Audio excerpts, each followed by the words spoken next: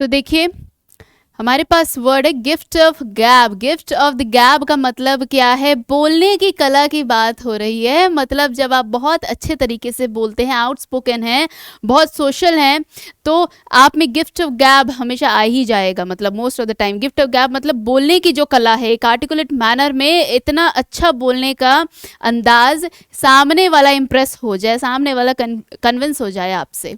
The ability to talk glibly and persuasively, कि सामने वाला मान जाए। ग्लाइवली एकदम स्मूथ तरीके से। एग्जाम्पल देखिए, he charmed the audience with his gift of the gab. मतलब उसने ऑडियंस का दिल जीत लिया अपने बोलने की कला से। उसने ऑडियंस का दिल जीत लिया। तो यहां पर देखिए ये बच्चा क्या है, इसके पास गिफ्ट ऑफ गैब। गिफ्ट ऑफ द गैब मतलब बोलने की, गैब मतलब बोलना, बोलना से लिंक करें तो बोलने की कला के बारे में बात हो रही है ना। तो देखिए नेक्स्ट वर्ड पर आते हैं। नेक्स्ट वर्ड है हमारा इनअफिक्स। इनअफिक्स का मतलब क्या है? बहुत ही पजल हो गए हैं और कुछ भी यहाँ पर पॉजिटिव वे में नहीं बोल रहे हैं। पजल होना इन अ डिफिकल्ट और एम्बैरेसिंग सिचुएशन है, मतलब डिलेमा है, दुविधा में है, आप पजल्ड हैं, दिमाग एकदम अस्त व्यस्त हो चुका है, आप समझ नहीं पा रहे हैं कि आपको क्या करना है, आप दुविधा में हैं, आप डिलेमा में हैं। आप किस में हैं? डिलेमा में हैं।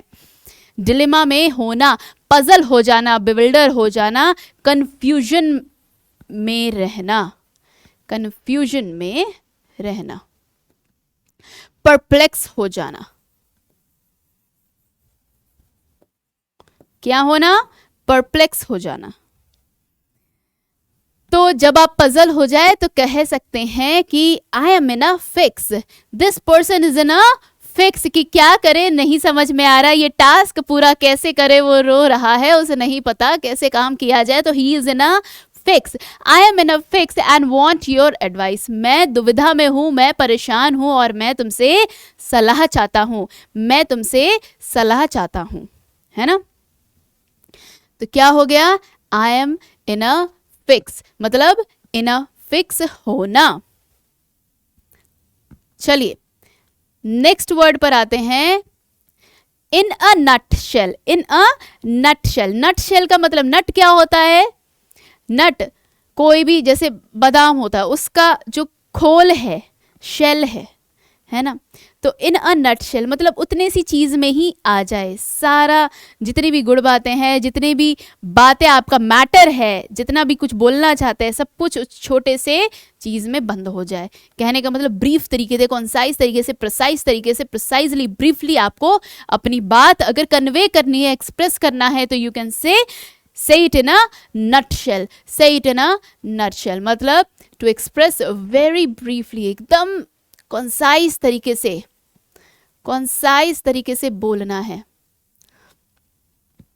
अब जैसे वॉलनट होता है, अब अखरोट होता है, उसमें कितने न्यूट्रिशन होते हैं, उसमें कितने इंपॉर्टेंट चीज़ें होती हैं जो हमारे बॉडी के लिए, ब्रेन के लिए ज़रूरी है, और वो सब एक छोटे से शेल में है। मतलब सारी इंपॉर्टेंट बातें, सारा मैटर आपको एक छोटे से शेल तक रखना है। नट शेल मतलब इन अ नट शेल।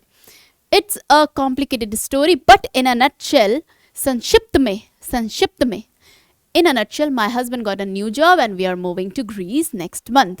मतलब कि बहुत ही कॉम्प्लिकेटेड स्टोरी है, बताऊंगी तो बहुत लंबा खिंच जाएगा, टाइम निकल जाएगा, समय निकल जाएगा, एनर्जी भी चली जाएगी। लेकिन अगर संक्षिप्त में मतलब छोटे में कहूँ, छोटे में कॉन्साइज तरीके से अगर मैं बात कहूँ तो क्या कहना चाहती हूँ कि माई husband got a new job, उन्हें नौकरी मिल गई है और हम ग्रीस मूव कर रहे हैं नेक्स्ट मंथ, अगले महीने। हम कहाँ मूव कर रहे हैं, कहाँ हम रिलोकेट कर रहे हैं अपने आप को? ग्रीस में, है ना। तो इन अ नटशेल मतलब समराइज्ड तरीके से, क्या? समराइज्ड तरीके से किसी भी चीज को ब्रीफली बोलना, समराइज्ड तरीके से बोलना is to say it in a nutshell. Tell me the story in the nutshell. मुझे छोटा करके बताओ, भूमिकाएं मत बांधो, छोटे में बताओ कहानी क्या थी, छोटे में बताओ कहानी क्या थी, संक्षिप्त में बताओ कि कहानी क्या थी, है ना। नेक्स्ट देखिए, in a tight corner. In a tight corner का मतलब क्या है कि बहुत बुरी हालत में हैं, फंसे पड़े हैं। इन अ टाइट कॉर्नर, एक कॉर्नर में आपको पहुंचा दिया गया है और बहुत ही टाइटली आप बंधे हुए हैं। Now you are in a bad position. अब आप इस पोजिशन से हट नहीं सकते, आप फ्री नहीं हैं। You are in a very tight corner, आपको ब्लॉक कर दिया गया है, अब आप मूव नहीं कर सकते। You are in a bad position, है ना। तो इन अ डिफिकल्ट सिचुएशन, बुरी हालत में होना, बुरी हालत में होना, बैड पोजीशन में होना, बुरी हालातों में रहना, होना, is in a tight corner. In a tight corner. जैसे एग्जाम्पल में देखिए, the new circular pushed our company in a tight corner. Pushed our company in a tight corner मतलब कि जो नया सर्कुलर निकला है, नोटिस निकला है। सर्कुलर क्या होता है? नोटिस होता है। जो नया नोटिस निकला है, उस नोटिस ने हमारे कंपनी को बुरे हालात की तरफ ढकेल दिया है। अब मतलब उस नोटिस में कुछ बातें ऐसी होंगी जो कंपनी के फेवर में नहीं होंगी। तो क्या बोल सकते हैं कि उस सर्कुलर ने कंपनी को टाइट कॉर्नर में पहुंचा दिया है। Have you ever been in a tight corner? Have you ever been in a tight corner? क्या आप कभी बुरे हालात में रहे हैं, फंसे हैं? In a tight corner,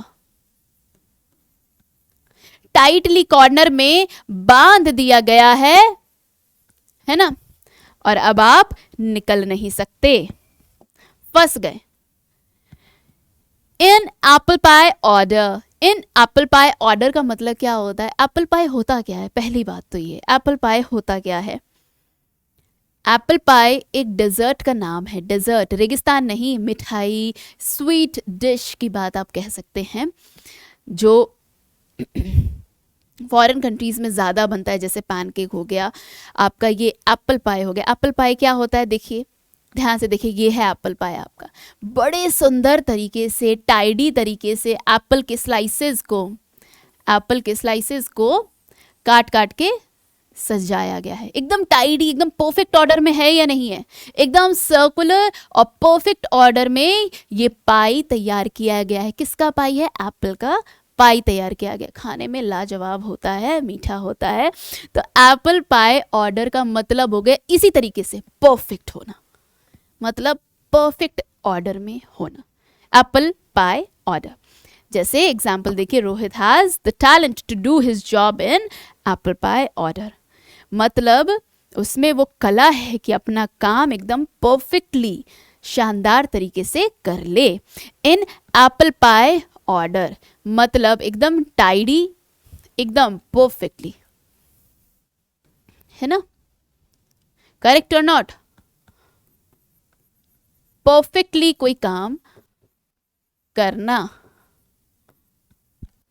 correct.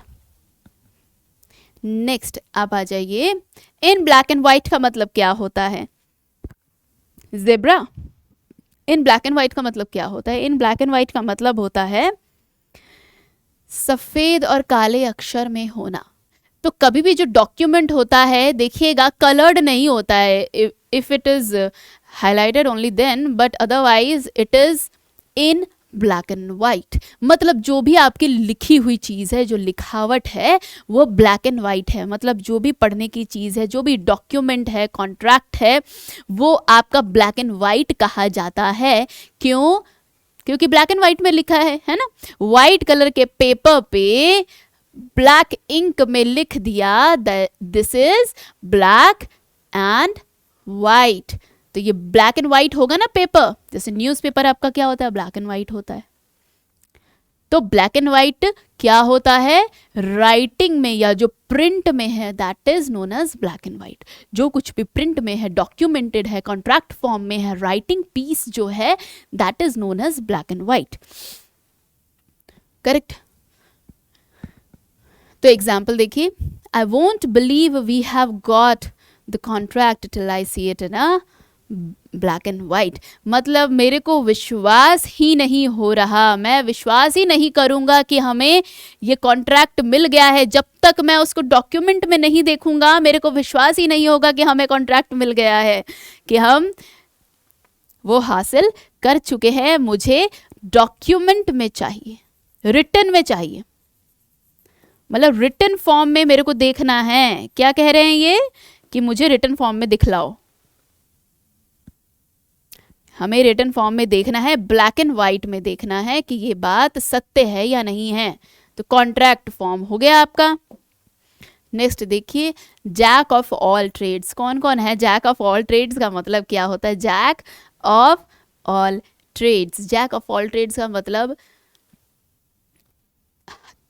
सभी बातों में कुछ कुछ जानना, सभी बातों का ज्ञान रखना, सभी बातों का ज्ञान रखना। मतलब आप ये भी सॉल्व कर सकते हैं, आप ये भी सॉल्व कर सकते हैं, सब कुछ जानते हैं भाई, आप तो मास्टर हैं। लेकिन मास्टर नहीं है, you are jack of all trades, मतलब सब कुछ ही जानते हैं आप। मास्टर नहीं है उसमें कहीं आपने डिग्री नहीं ली है, आप उसमें प्रोफेशनल नहीं है, आप उसमें एक्सपर्ट नहीं है, आपने मास्टरी हासिल नहीं की, ना एक्सपीरियंस है, लेकिन you know everything, you know little bit of everything. अब घर में हमारे माता पिता को देखिए, सब कुछ ही कर लेते हैं, है ना, सारे काम हम कर लेते हैं, लेकिन जब मास्टरी की बात आती है तब हमें बाहर से किसी को तो बुलाना ही पड़ता है ना, चाहे वो इलेक्ट्रिशियन हो, चाहे प्लम्बर हो, चाहे कुछ हो, लेकिन छोटी मोटी चीज़ें तो हम सब डील कर लेते हैं। तो we all are somewhere jack of all trades and master of none, maybe, है ना। तो जैक ऑफ ऑल ट्रेड्स का मतलब क्या होता है? जो हर चीज की थोड़ी थोड़ी बातें जानता है, काम चलाऊ चीजें जानता है। A person who can do possible work at various task, मतलब सारी चीजें काम चलाऊ कर सकता है। पॉसिबल वर्क मतलब काम चल सकता है। अ हैंडी वर्सेटाइल पर्सन, वर्सेटाइल मतलब जो बहुत तरह के काम कर सकता है, जो बहुत तरह की चीजें कर सकता है। तो अ हैंडी वर्सेटाइल पर्सन मतलब जैसे आप ट्रिप पर जा रहे हैं या फिर कोई आप इवेंट कंडक्ट कर रहे हैं, तो आपको एक ऐसा ही जैक ऑफ ऑल ट्रेड्स चाहिए जो सब काम थोड़ा बहुत संभाल ले। ये ना बोले कि ये तो मैं बिल्कुल ही नहीं कर सकता, जो सब काम थोड़ा बहुत संभाल ले, जो काम आ जाए, समय आने पर काम आ जाए, that is jack of all trades. Versatile person, handy versatile person, he is jack of all trades. साथ में ये फ्रेज भी यूज किया जाता है, एंड मास्टर ऑफ नन, मतलब जैक ऑफ ऑल ट्रेड का मतलब सब काम कर लेता है लेकिन मास्टरी नहीं है, उसके पास किसी एक चीज की मास्टरी नहीं है। तो सारे काम कर लेना इज मास्टर, नहीं, jack of all trades. Jumping down one's throat का मतलब क्या है? जंपिंग डाउन वंस थ्रोट मतलब गले तक आ चुका है, ये बंदा तो गले तक आ चुका है, मतलब गुस्सा आ जाना, किसी पर गुस्सा अपना उतारना। तो to react very angrily to somebody, किसी पर अपन चिल्लाना, शाउट करना, येल करना, गुस्सा करना। To shout, yell, correct. Scold करना, गुस्से में बौखला जाना, गुस्से में क्या लाल हो जाना। Jumping down one's throat, example देखिए, he jumped down my throat when I suggested a different plan. मतलब होता है ना कभी कभी ग्रुप में बैठे बैठे कोई प्लान बन रहा है और प्लान करते करते किसी को और कोई प्लान बेटर लगा और बोल दिया, तो सामने जिसने प्लान ए बनाया था उसको क्या हो जाएगा? वो गुस्सा हो जाएगा और क्या बोलेगा? You are jumping down my throat, you are jumping down my throat with your plan B. तो he jumped down my throat मतलब उसने मुझे गुस्सा दिला दिया जब मैंने उसने मुझे गुस्सा दिला दिया जब मैंने कोई डिफरेंट प्लान उसके आगे सजेस्ट किया, है ना। तो टू रिएक्ट वेरी एंग्रीली, गुस्से में रिएक्ट करना, रिस्पॉन्ड करना नहीं, रिएक्ट करना। Keep the ball rolling, keep the ball rolling, go on, तो मतलब करते जाओ, काम करते जाओ, परफॉर्म करते जाओ। जब आप स्टेज पर होते हैं, लाइट्स चली गई या फैन ऑफ हो गया, कोई टेक्निकल ग्लिचेस आ गए, लेकिन शो मस्ट गो ऑन, है ना। तो क्या बोलेंगे, कीप द बॉल रोलिंग, मतलब कंटिन्यू, कंटिन्यू मतलब करते जाओ, don't stop, maintain the momentum of an activity. जो काम आप कर रहे हैं उसको कंटिन्यू करिए, मेंटेन करके रखिए जो चल रहा है। सस्टेन करना, मेंटेन करना, कंटिन्यू करना, सस्टेन करना, है ना। Maintain the momentum of an activity, he kept the ball rolling to reach an agreement. मतलब किसी अग्रीमेंट पर आने के लिए, किसी अग्रीमेंट तक आने के लिए वो बॉल्स को रोल करते रहे लगातार। वो तब तक नहीं रुके जब तक उनको अग्रीमेंट नहीं मिल गया, वो तब तक नहीं रुके जब तक ये बॉल्स को क्या रोल करते गए जब तक उनको अग्रीमेंट नहीं मिल गया, जब तक उनको सहमति नहीं मिल गई, उनको अग्रीमेंट नहीं मिल गया, तब तक वो बॉल्स को रोल करते रहे, वो कंटिन्यू करते रहे। मतलब जो काम कर रहे थे, बहस कर रहे थे तो बहस करते रहे, प्रूव कर रहे थे तो प्रूफ करते रहे, साबित कर रहे थे करते रहे, काम जो कर रहे थे वो करते रहे जब तक अग्रीमेंट नहीं मिल गया। To keep the ball rolling का मतलब है उस मोमेंटम को बनाए रखना, उस काम को बनाए रखना। Keep the ball rolling, keep the wolf from the door. अगर भेड़िया आ जाएगा घर में तो वो क्या करेगा, वो क्या करेगा, सारा खाना खा लेगा और आप क्या हो जाएंगे, भूखे रह जाएंगे। अगर भेड़िया घर के अंदर एंटर करेगा तो क्या होगा, देखिए जितने भी शीप हैं सारे भूखे रह जाएंगे बेचारे। इसलिए they are keeping the wolf away from the door, they are keeping the wolf away from the door. मतलब अपनी भूख, have enough money to avert, avoid, avert मतलब अवॉइड, हंगर और स्टारवेशन मतलब भूख को दूर रखना, मतलब भूखे नहीं रहना। तो भूख है, भूख को दूरी तो रख रहे हैं ना। अब क्या है कि देखिए क्या कर रहा है, अगर भेड़िया आ जाएगा तो सारा खाना खा लेगा और भूखे रह जाएंगे ये सारे। तो भूखे नहीं रहना है, स्टारवेशन को दूर रखना है। अब स्टारवेशन को दूर कैसे रखेंगे, भेड़ियों को भगाकर, भेड़िए को दरवाजे से दूर रखना है, भेड़िए को दरवाजे से दूर रखना है। स्टारवेशन में नहीं रहना है, उसको अवॉइड करना है। हंगर को क्या करना है, अवॉइड। यहाँ पे क्या सेंस है कि उसको झुटलाना नहीं है, मतलब to keep it away from us, to keep it at bay, to keep it at, keep it at bay मतलब दूर रखना, हंगर को दूर रखना। अवॉइड करने से ज्यादा बेटर वर्ड क्या है, to keep it at bay, है ना। तो हंगर को, भूख को दूर रखना, स्टारवेशन को दूर रखना, to keep the wolf from the door. Extreme poverty made the poor woman wonder how long she could keep the wolf from the door. मतलब बहुत ज़्यादा जो गरीबी आ गई थी, जो बहुत गरीबी हो चुकी थी, उसकी वजह से जो बेचारी गरीब औरत थी वह सोचने पर ये मजबूर हो गई कि अब मैं भूख को कितने दिन दूर रख सकती हूँ। मतलब अब तो भूखा रहना पड़ेगा, अब भूख को मैं कितने दिन दूर रख सकती हूँ, वुल्फ को, भेड़िए को मैं दरवाजे से कितने दिन दूर रख सकती हूँ। भेड़िया तो अब अंदर घुसी जाएगा, सब खा लेगा। कहने का मतलब गरीबी को अब मैं कितने दिन दूर रख सकती हूँ, हंगर को कैसे दूर रखूं, यह सोचने पर वो मजबूर हो गई थी। देखिए नेक्स्ट वर्ड क्या है, kick up a row. Kick up a row, class में होते हैं, उधम मचाना होता है तो क्या करते हैं आप रो पर किक करते हैं, रो को किक करते हैं गुस्से में। मतलब आप कमोशन पैदा करना चाहते हैं, आप झगड़ा पैदा करना चाह रहे हैं, कमोशन, शोर गुल, हल्ला गुल्ला, नॉइज मतलब शोर मचाना। टू मेक अ नॉइज और कमोशन, विगरस प्रोटेस्ट, कंप्लेन कर रहे हैं, चैन चिकड़ हो रखी है, मतलब क्लास में आपने कमोशन पैदा कर दिया, पैंडेमोनियम पैदा कर दिया। क्या, पैंडेमोनियम, है ना।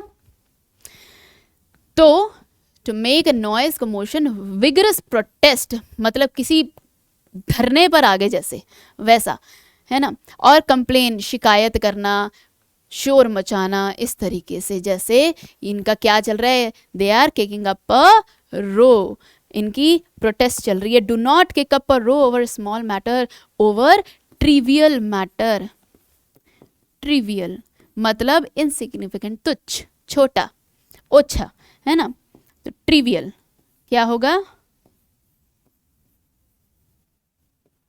ट्रिवियल मतलब इनसिग्निफिकेंट, छोटी मोटी बातों पर रो किकअप मत करो, मतलब रो को लात मत मारो, कहने का मतलब शुरू मत हो जाओ, छोटी छोटी बातों पर शुरू मत हो जाओ, लड़ाई झगड़ा करना और शोर मचाना, छोटी छोटी बातों पर प्रोटेस्ट करना, कंप्लेन करना, शिकायत करना। Don't kick up a row over trivial matters, है ना। तो लड़ाई कर देना, झगड़ा मतलब झगड़ा भी नहीं, कमोशन पैदा करना, मतलब माहौल खराब कर दिया है, कहने का मतलब, है ना। आगे क्या कह रहा है, किक वंस हील। अब ये कब करते हैं आप, अपने एड़ियों से एड़िया कब टकराते हैं। किक वंस हील का मतलब क्या है, कब करते हैं ऐसा काम। किक वंस हील कब करते हैं, जैसे आप किसी का बहुत देर से इंतज़ार कर रहे हैं, चाहे खड़े या बैठे आप इंतज़ार कर रहे हैं किसी का, तो इंतज़ार करते करते क्या होता है, आप एड़ियाँ अपनी हिलाने लगते हैं ना, टांगों को हिलाने लगते हैं, एक टांग को दूसरी टांग से टकराने लगते हैं, है ना, मिलाने लगते हैं, तो किक करने लगते हैं। कहने का मतलब किक वंस हील, एड़ियों से दूसरे पैर के अंगूठों पर किक करते हैं आप, है ना। Past time ideally while having to wait for someone or something, किसी चीज़ का किसी का इंतज़ार करते हुए आइडली बैठना, टाइम पास कर रहे हैं, कब अब मेरा नंबर आएगा, कब मैं यहाँ से निकलूँ, इंतज़ार करना।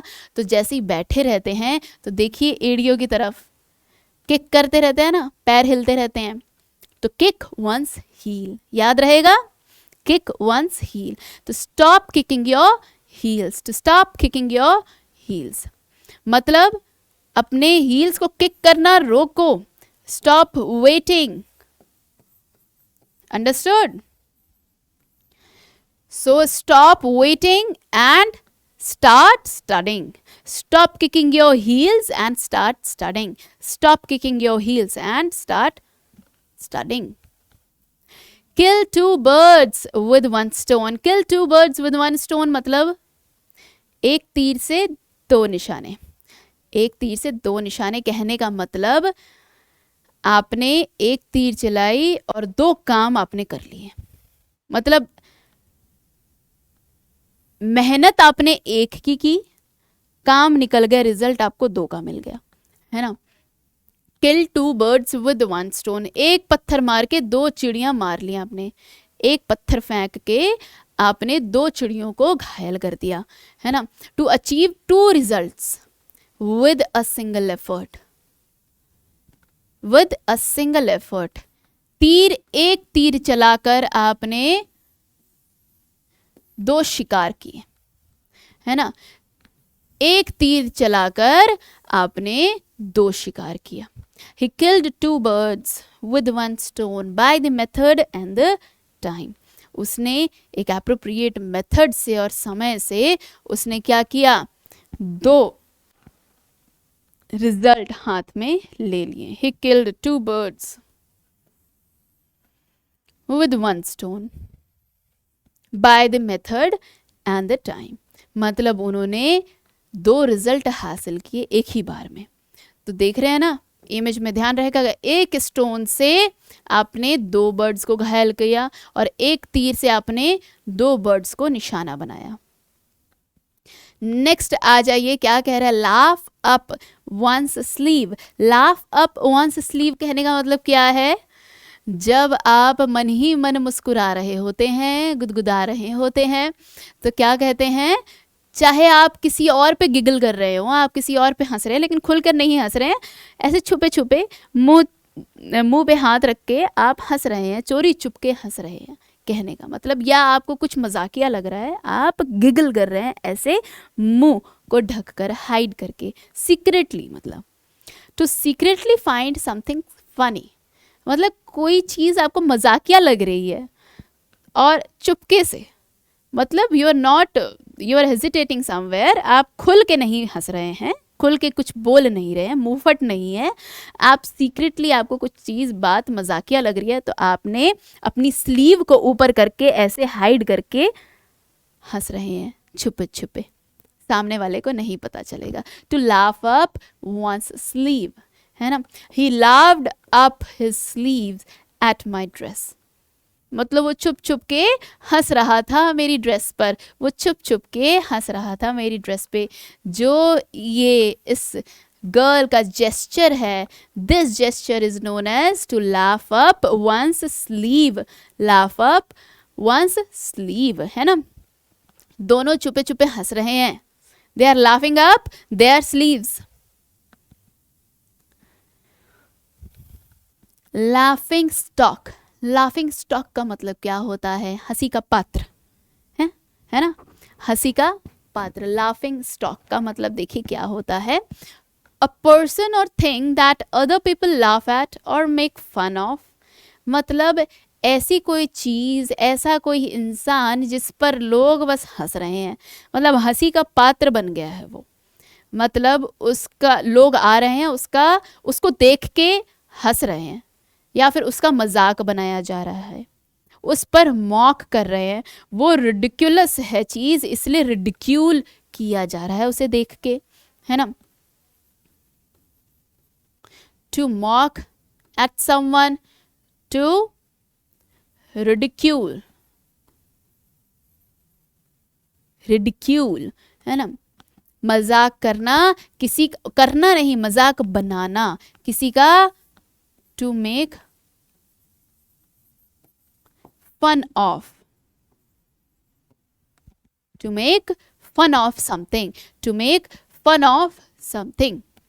एग्जाम्पल देखिए, don't be a laughing stock by your silly talk, अपने बुद्धू तरीके की बातों से, बेवकूफ़ी भरी बातों से खुद को हंसी का पात्र मत बनाओ, मतलब ऐसी ऐसी सिली टॉक मत करो, बेहुदा बातें मत करो जिससे कि लोग आप पर हंसने लगे या लोग आपका मजाक बनाने लगे। अब देखिए ये क्या है, यही लाफिंग स्टॉक है, ये लोग नहीं है लाफिंग स्टॉक, ये है लाफिंग स्टॉक। जो हंस रहा है वो लाफिंग स्टॉक नहीं है, लाफिंग स्टॉक वो है जिस पर लोग हंस रहे हैं, जिस पर लोग हंस रहे हैं। हंसी का पात्र मतलब इसकी हरकतें ऐसी हैं या इसकी बातें ऐसी हैं, ये इंसान ही ऐसा है कि लोग, दुनिया उस पर हंस रही है, लाफिंग स्टॉक होना।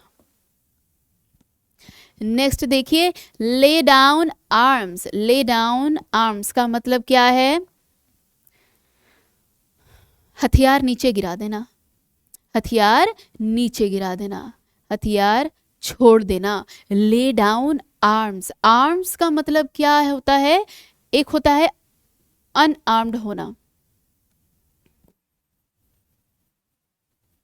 अनआर्म्ड का मतलब क्या है? निहत्ते होना, खाली हाथ होना, निहत्ते मतलब कोई वेपन नहीं है हाथ में। आर्म्ड का मतलब क्या होता है? एंटोनिम हो गया फिर। आर्म्ड का मतलब हो गया, मतलब हत्थे होना, कहने का मतलब कि हाथ में कोई ना कोई आपके पास वेपन है, मतलब आपके पास कोई ना कोई वेपन है, तो आर्म्ड वर्ड आपने यूज किया, ले डाउन आर्म्स, तो आपने वेपन को, यही आर्म वर्ड यूज किया। यहाँ पे आर्म बाजू का मतलब नहीं है, बाजू नहीं है, आर्म यहाँ पर क्या है? वेपन से रिलेट कर रहा है, ध्यान देंगे तो। ले डाउन नीचे रख देना, हथियार, हथियार नीचे रख देना मतलब सरेंडर कर देना, झुक जाना, झुक जाना, अपने आप को सरेंडर कर देना, सौंप देना। पुलिस के पास खुद जाकर सरेंडर कर देते हैं जो क्रिमिनल्स, उन्हें क्या, वो क्या कहते हैं? वो ले डाउन कर चुके होते हैं अपने आर्म्स को, वेपन्स को, वेपन्स को, है ना। एग्जाम्पल में देखिए, the police has trapped all the criminals to lay down arms, मतलब पुलिस ने सारे क्रिमिनल्स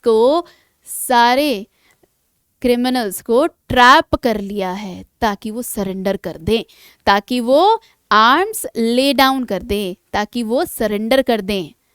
मान जाएं, अब झुक जाएं, हथियार छोड़ दें। देखिए आर्मी वाले क्या कर रहे हैं, ले डाउन करवा रहे हैं, मतलब हथियार नीचे रखवा रहे हैं, है ना, हथियार नीचे रखवा रहे हैं, सरेंडर करवा रहे हैं लोगों से, क्रिमिनल से, जो क्रिमिनल्स हैं उनसे सरेंडर करवाया जा रहा है।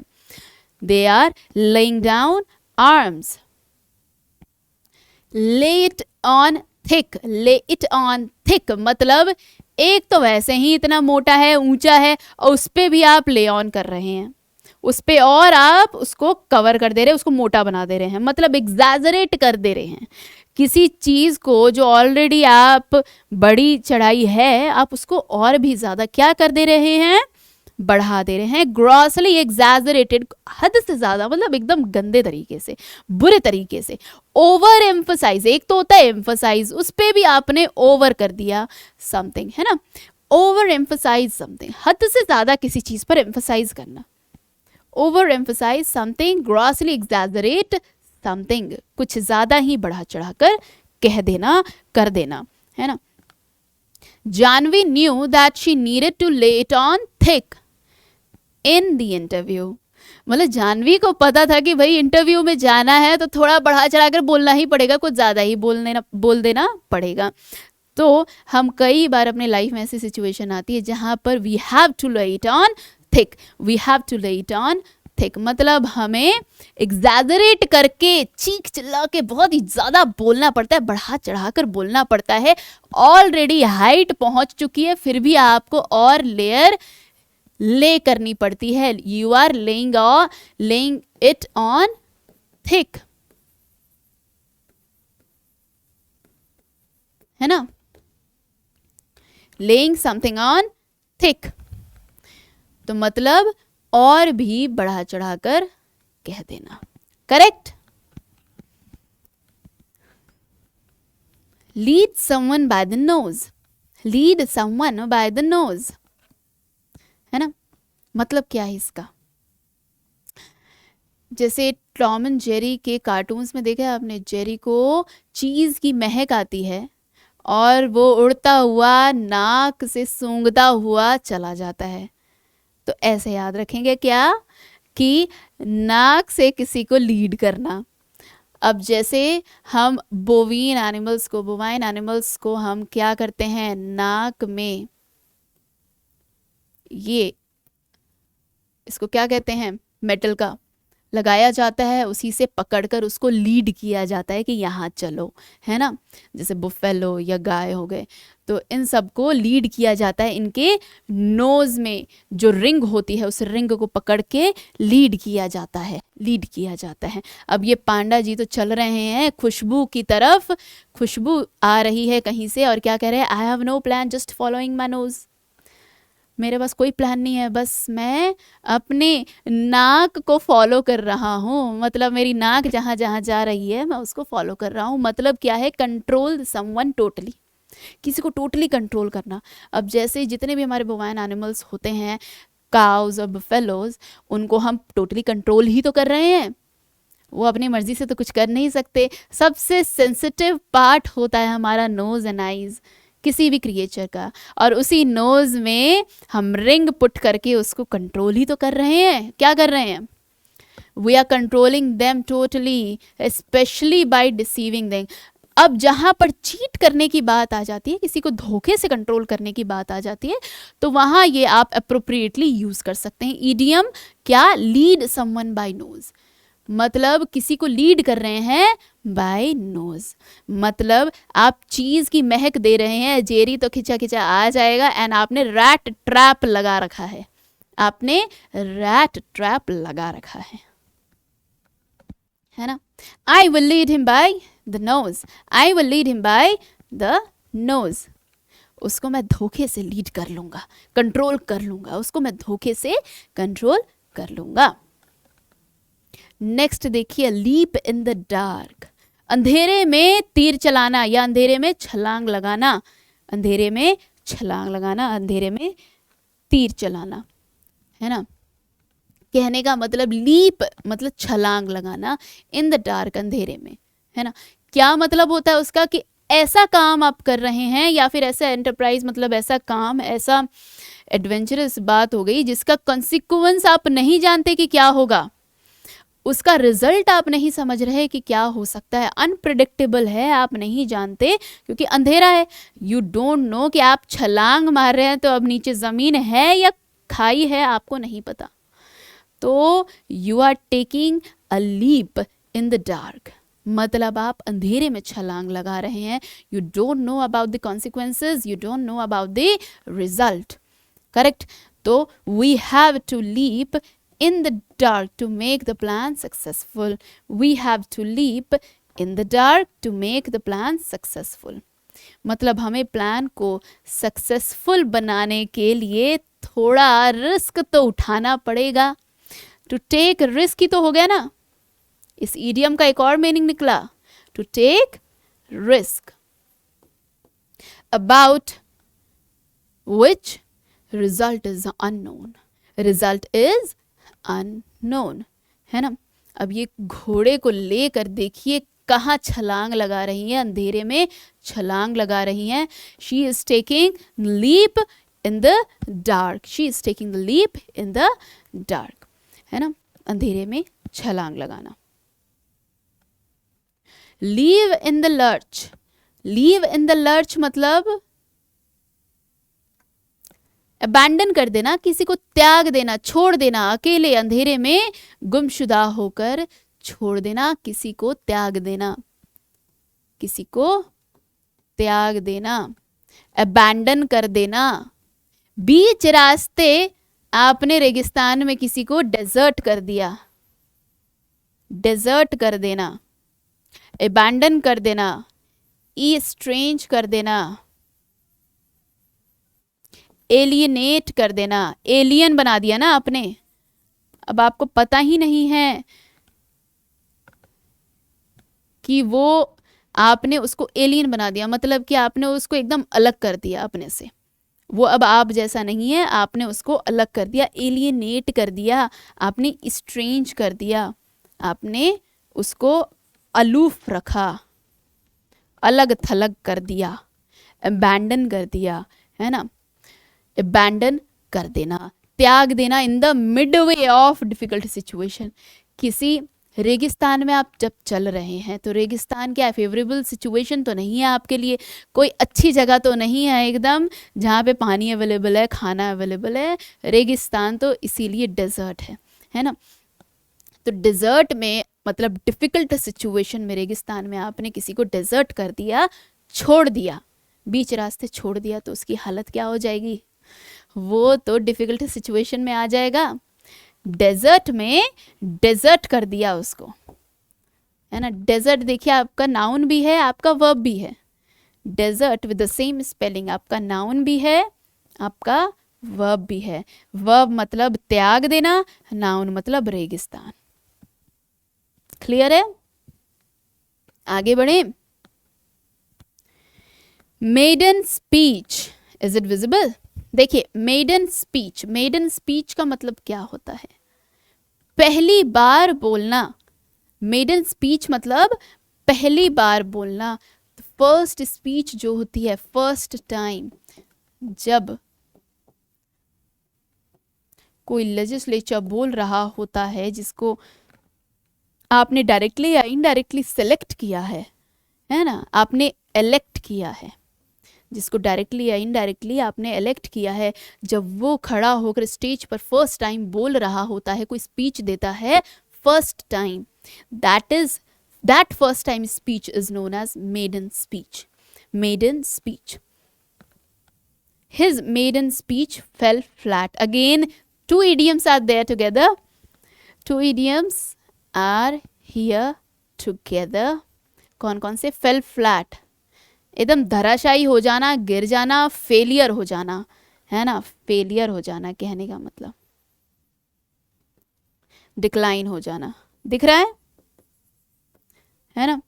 मतलब जो उसका मेडन स्पीच था, जो फर्स्ट टाइम स्पीच था, वो बिल्कुल ही गिर गया, वह बिल्कुल ही गिर गया। अब ये हमारी नई इलेक्टेड प्रेसिडेंट है ना, तो she is madam Murmu who has been elected as president of India. तो इनकी ये फर्स्ट स्पीच की पिक है, मतलब जो इनकी मेडन स्पीच है उनकी पिक है। तो मेडन स्पीच चल रही है इनकी, क्या, मैडम की मेडन स्पीच चल रही है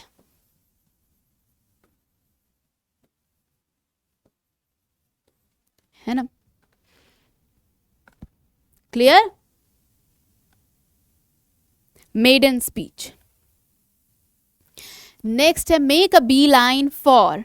make a B line for, make a B line for का मतलब क्या होता है, एकदम लाइन में सीधे डायरेक्टली जहां हमें जाना है उसके लिए लाइन में हम चल दिए हैं, जल्दी से हम भागते हुए चल दिए हैं। Make a B line for, hurry directly to, hurry directly to मतलब जहां हमें जाना है, to head,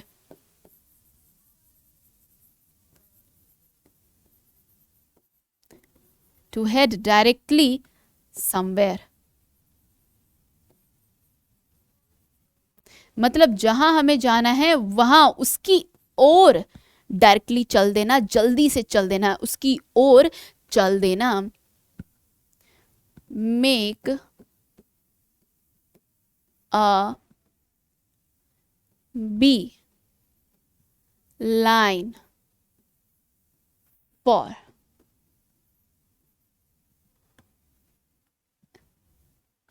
is it clear now?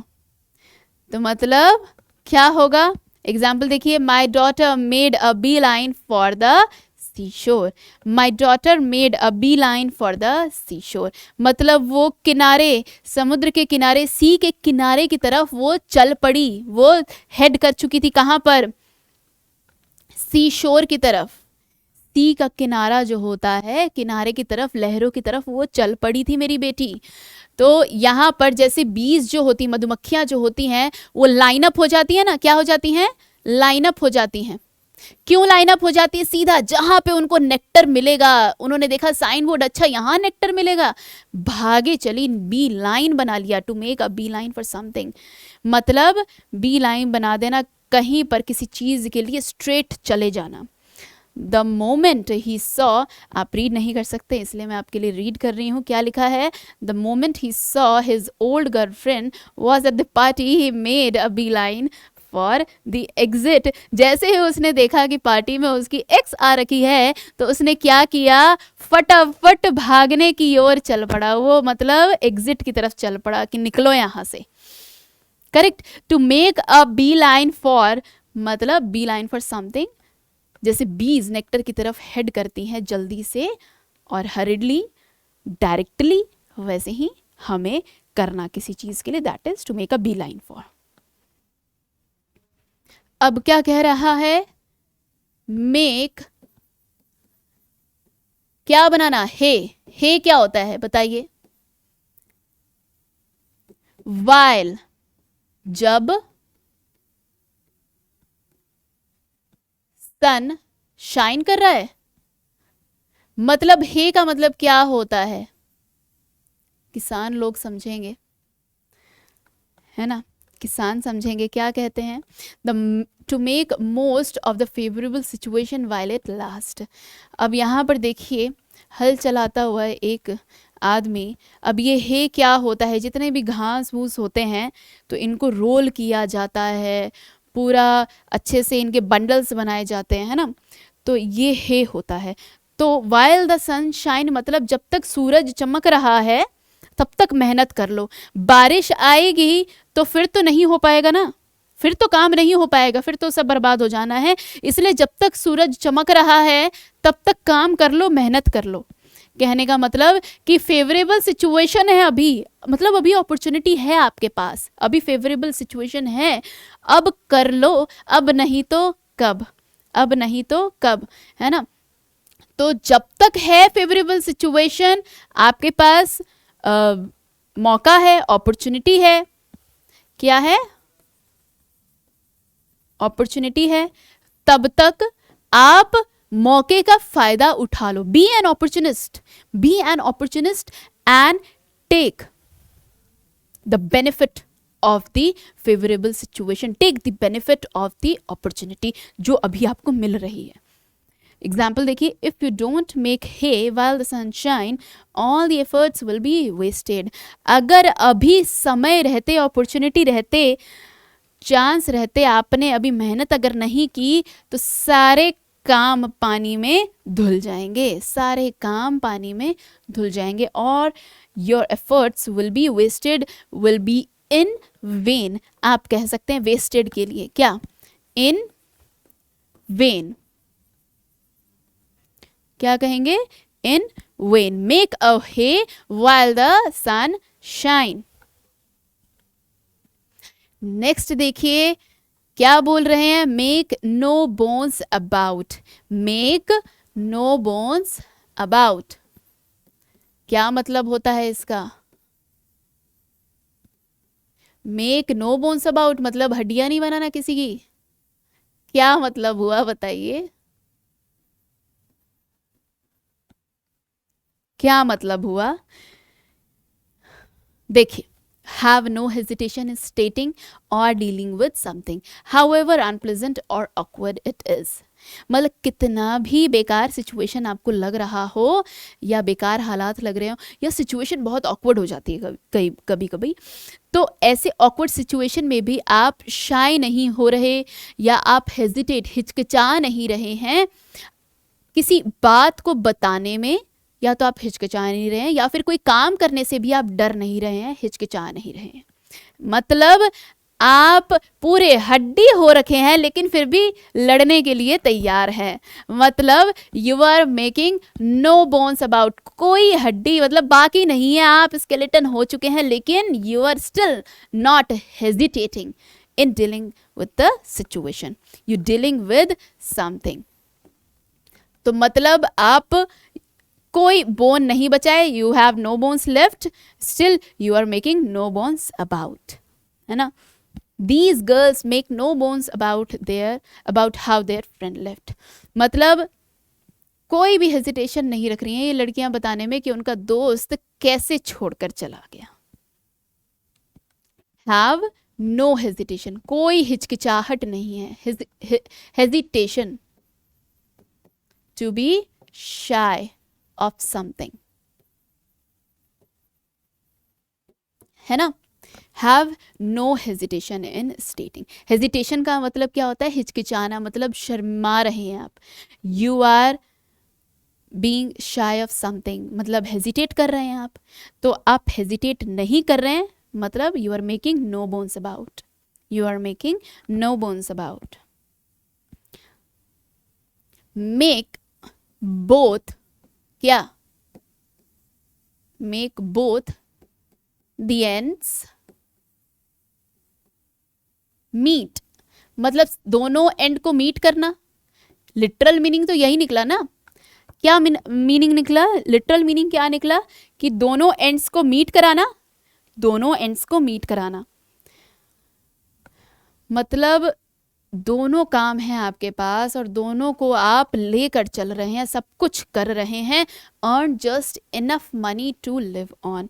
मतलब क्या कर रहे हैं भाई, आपको घर भी चलाना है, सब्जी भी लानी है, दाल भी लाना है, राशन भी लाना है ना, सारे काम करने हैं, कपड़े लत्ते सब खरीदने हैं, बच्चों को भी पालना है, तो फिर आप क्या कर रहे हैं, आप बस गुजारा कर रहे हैं, आप कमा रहे हैं just enough to live on. मतलब अगर आप इतना अर्न कर रहे हैं कि बस काम चल जा रहा है, जी पा रहे हैं, तो क्या कहेंगे, you are making both the ends meet, मतलब सभी चीज़ों को मीट करने की कोशिश कर रहे हैं। मतलब आपको खाना भी देखना है, खाना भी खाना है, भूखा तो नहीं रहना है ना, घर भी चलाना है, इतने पैसे लगेंगे उतने पैसे लगेंगे, बजट बना रहे हैं, सब कुछ देख रहे हैं, आपकी कितनी सैलरी है, कितना खर्चा जा रहा है, कितना सेव कर पा रहे हैं। मतलब you are making both the ends meet, खाना भी देख रहे हैं, घर भी चला रहे हैं, खाना भी देखना है, घर भी चलाना है ना, बच्चे भी पालने हैं भैया, कपड़े भी खरीदने हैं और खाना भी, राशन भी जाके लाना है। तो you are making both the ends meet, चल रहा है बस। ऐशो आराम की लाइफ नहीं है, जिंदगी नहीं है, लग्जरियस लाइफ नहीं है। They were finding it hard to make ends meet. उन्हें बड़ी मुश्किल हो रही थी, घर चलाने में बहुत दिक्कत हो रही थी उन्हें। दे वर फाइंडिंग इट हार्ड मतलब उन्हें दिक्कत हो रही थी दोनों एंड्स को मीट करने में, दोनों एंड्स को मिलाने में, मतलब घर चलाने में। उनके पास पैसा कम पड़ रहा था, मतलब financially they were getting weak. Financially they were getting weak, दोनों चीजें लेकर चलना। मेक ऑफ विद का मतलब क्या होता है बताइए, सुना है ये इडियम?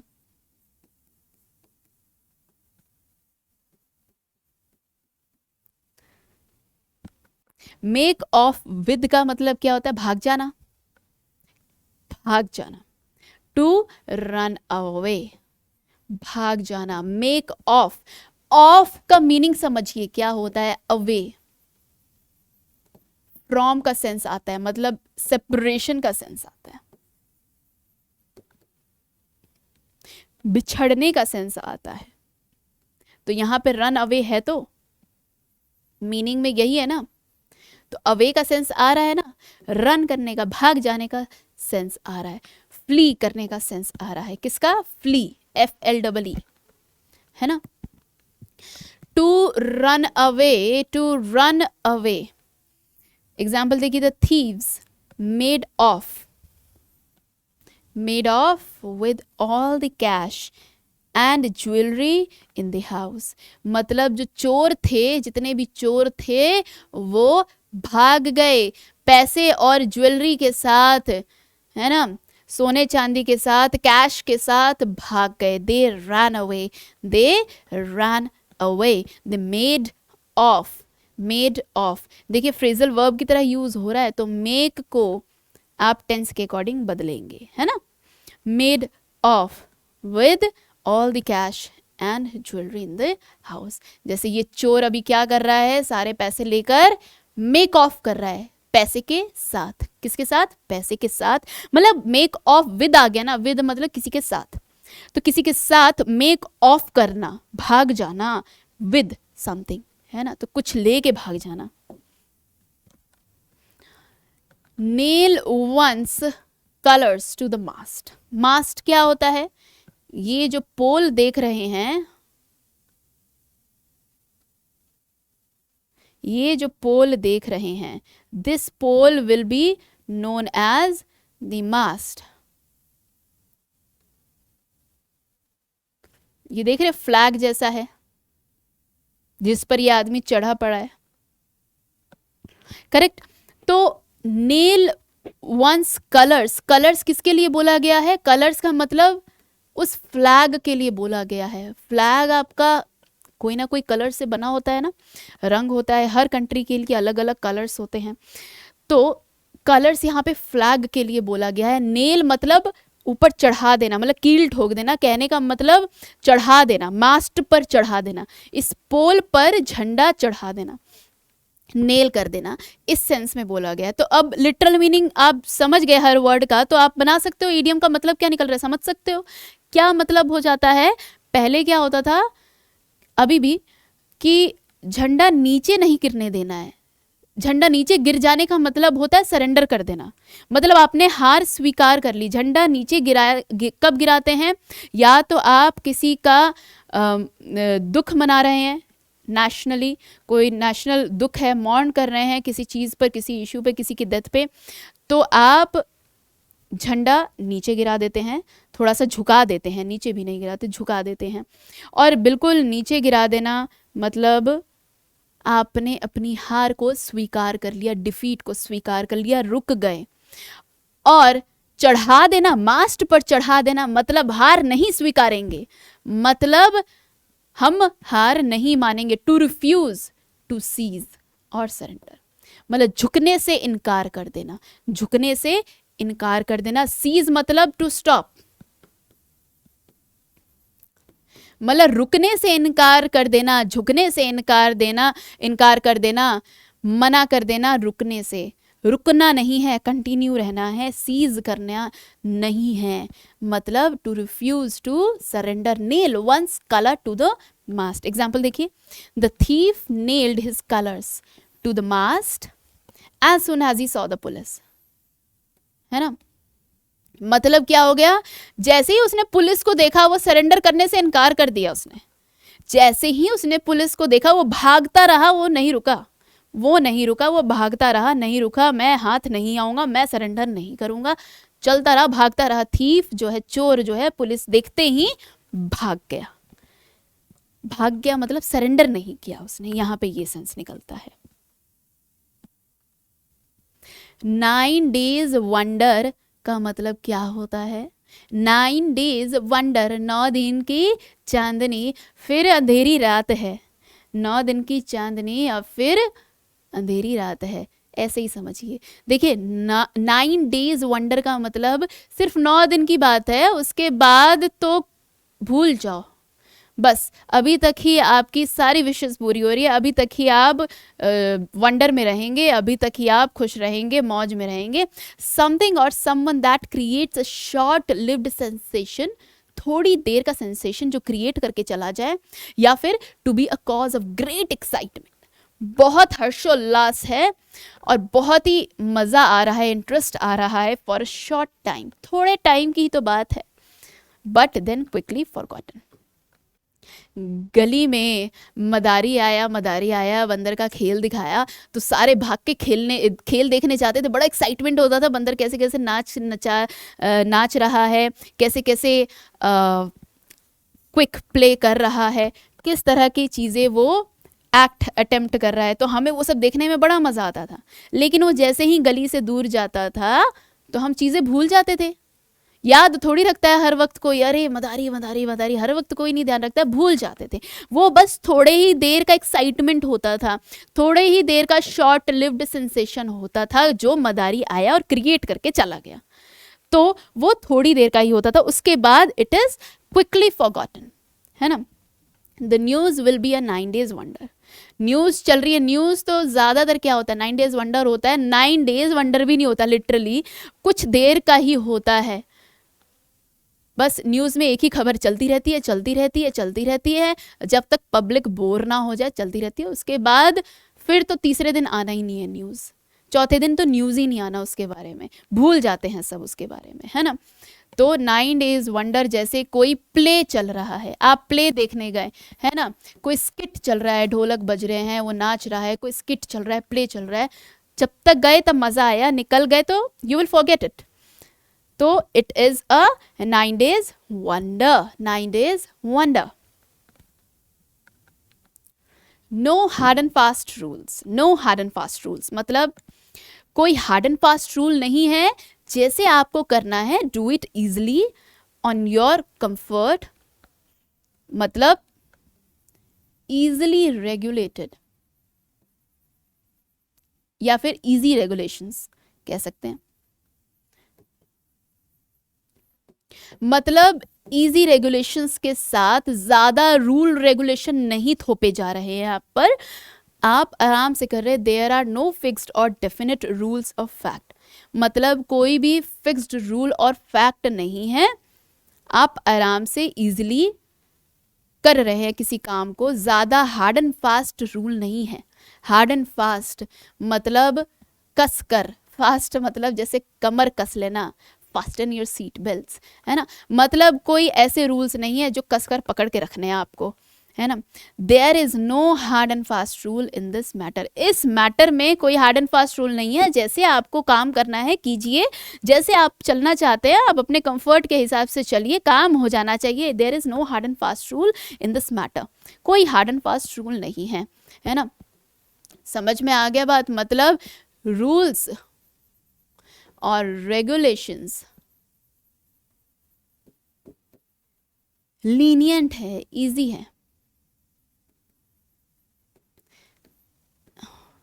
इजीली चल रहे हैं आप, ज़्यादा बहुत ज़्यादा तामझाम नहीं है, ठीक है, take it easy kind of.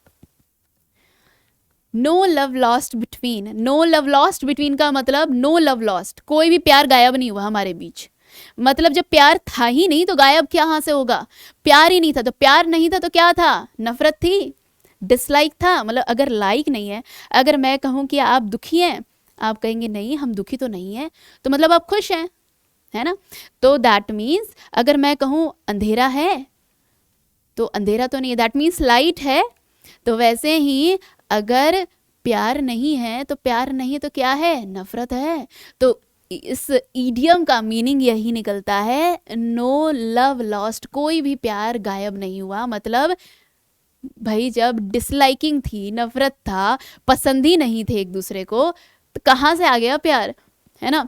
तो कोई भी प्यार नहीं गायब होगा। जब म्यूचुअल डिसलाइक है, दोनों ही एक दूसरे को नापसंद करते हैं, तो कहाँ से आप लव की बात कर देंगे? There is mutual dislike between someone, between two people you can say, है ना? तो देयर इज म्यूचुअल मतलब रेसिप्रोकेट हो रहा है, दोनों ए और बी एक दूसरे से इक्वली नफरत करते हैं। बी भी ए से नफरत करता है, ए भी बी से नफरत करता है ना? एग्जाम्पल देखिए, there is no love lost between Scott and me. हम दोनों एक दूसरे से नफरत करते हैं, कहने का मतलब हम दोनों के बीच में कोई प्यार गायब नहीं हुआ है भाई, ना वो प्यार करता था ना मैं, हम दोनों एक दूसरे को नापसंद करते थे और करते हैं। तो हमारे बीच कोई प्यार गायब नहीं हुआ। जब प्यार था ही नहीं तो क्या गायब होगा? अब इन दोनों के बीच में क्या प्यार दिख रहा है? they dislike each other, so you can say there is no love lost between them, there is no love lost between these two ladies, correct? Not fit to hold candle, not fit to hold candle मतलब आप दिया नहीं दिखा सकते या candle hold नहीं कर सकते, है ना? मतलब क्या है कहने का? ईडियम का meaning not so good as somebody और समथिंग मेंशन, जितना बताया गया है उतना अच्छा नहीं है ना?